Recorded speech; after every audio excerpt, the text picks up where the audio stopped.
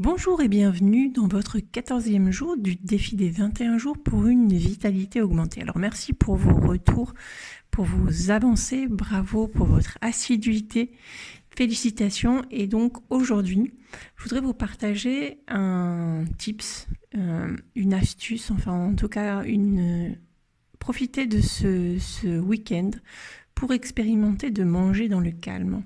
En effet, manger dans le calme, c'est essentiel pour le bon fonctionnement de vos organes impliqués dans la digestion. Donc, quels sont les organes impliqués dans la digestion ? On a le foie, la vésicule biliaire, l'estomac, le pancréas, la rate et les reins. Vous vous souvenez, c'est notre feu sous la marmite digestive. C'est ce que nous enseigne la médecine traditionnelle chinoise. Alors, on ne digère pas que des aliments. On digère aussi des informations, des ambiances, des souvenirs, des situations.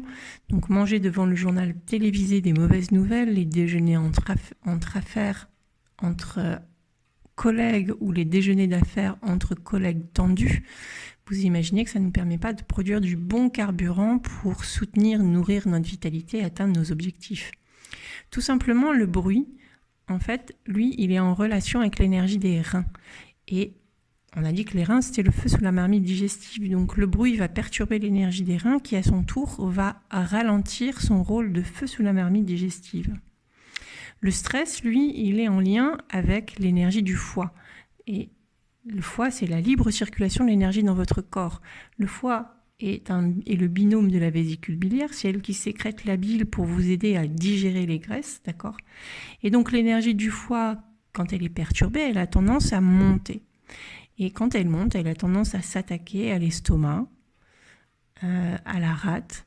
Donc lorsqu'elle s'attaque à l'estomac, qui est un mouvement naturel de faire descendre votre bol alimentaire, eh bien ça s'accompagne de remontées acines, de régurgitation, de nausées et parfois de vomissements.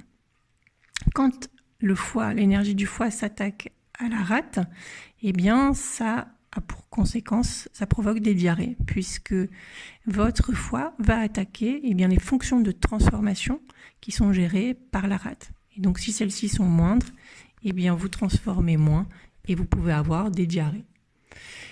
Donc regardez sur le graphique, vous observez qu'en situation de calme, quand on a des rencontres ou des déjeuners d'affaires qui sont régulars, c'est-à-dire constant, de manière fluide, harmonieuse, en fait, on ne produit pas ça ne produit pas d'insuline. C'est tout à fait, la ligne est tout à fait lisse.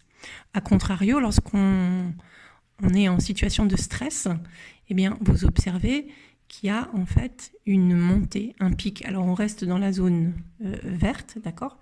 Mais ça provoque quand même un pic. Si à cela vous ajoutez la consommation d'aliments qui vont créer un pic de glycémie, ça accentue encore davantage cet effet pic de glycémie.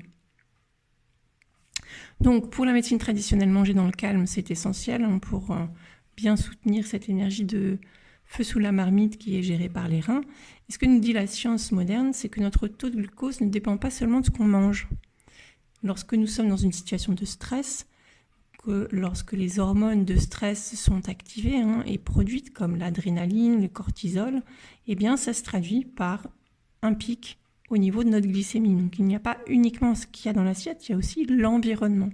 Et l'une des conséquences de ce stress, c'est d'augmenter la glycémie parce que notre corps veut nous préparer à ce qu'il pense peut-être être une fuite devant un tigre. Ça, c'est notre cerveau reptilien, d'accord ? Et donc, pour ce faire, il nous libère du glucose pour alimenter nos muscles au cas où on aurait besoin de fuir. Voilà ce que je voulais vous partager.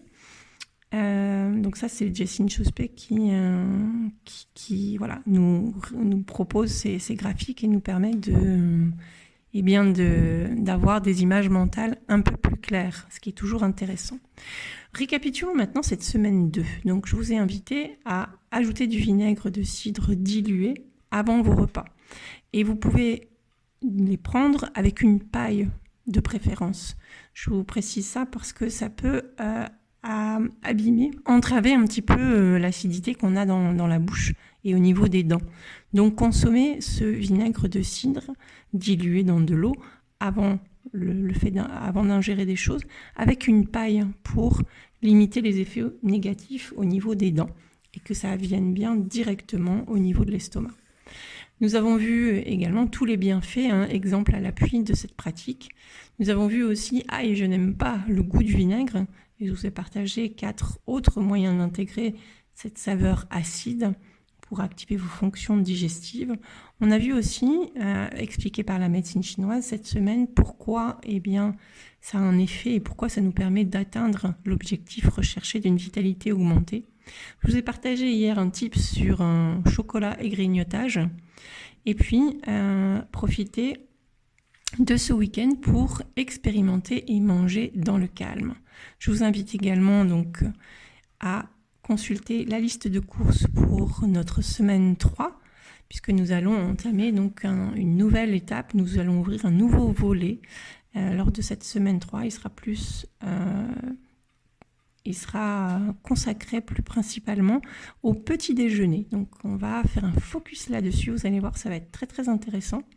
D'ici là, partagez-moi où vous en êtes dans la réduction des pulsions alimentaires, de la stabilisation de votre glycémie, de l'amélioration de votre digestion, de plus d'énergie. Est-ce que vous avez moins d'envie alimentaire? Est-ce que vous ressentez plus d'énergie? Est-ce que vous dormez mieux? Est-ce que votre peau s'est améliorée? Est-ce que votre attitude, votre ressenti, est-ce que vous vous sentez plus relax? Est-ce que vous avez moins de fringales, vous avez moins les crocs, vous vous sentez moins agressif, moins agressive? Partagez-moi tout ça dans le lien que je vais vous mettre en commentaire. C'est important de pouvoir faire ce petit exercice, de compléter le questionnaire pour véritablement mesurer où vous en êtes semaine après semaine, pour aussi vous rendre compte des avancées que vous faites. Donc, je vous laisse, je vous mettrai le lien en commentaire sous cette vidéo.